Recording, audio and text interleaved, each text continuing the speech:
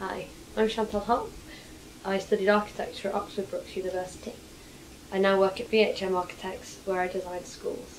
So I chose to study at Oxford Brookes because it had a really great reputation for architecture. In the year I joined, it was voted top in industry, so that was a really big deciding factor.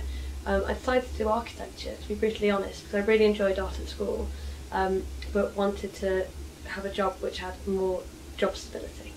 So if I was going to give somebody some advice on how they should approach university to get the most out of it, I'd say really take the most out of the opportunities that are available, because there's so many.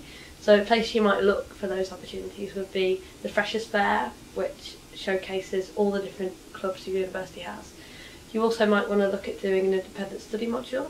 For instance, I did one that was in film, which you might not think is very strongly related to architecture, but it's actually quite a big lap over, and it helped me develop skills in that sort of way. So favourite moments at university, there was a couple of them. The first one was I was part of the school newspaper, so seeing that out in print for the first time, that was great.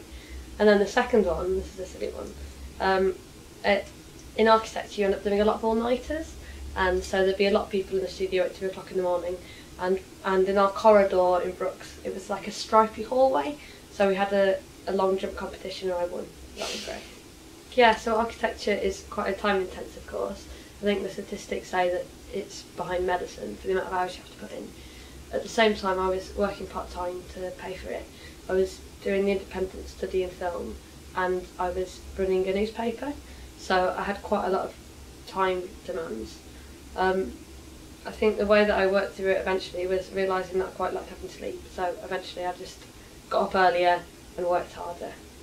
So now that I've started my job and I reflect back in university, I think it gave quite a realistic idea of how a lot of aspects of the job work.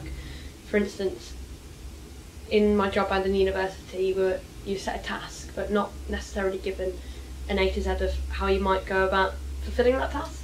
So, for instance, if you're asked to design a room in university, then you're told what the room is, and then you're asked to go away and make all the design decisions. If I was asked to design a room in work, I'd be told what the room is and have to go away and research all the regulations and design materials for that job on my own. So it's quite representative, I would say.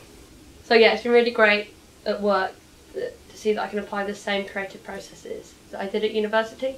It's also been really exciting seeing my designs become a reality.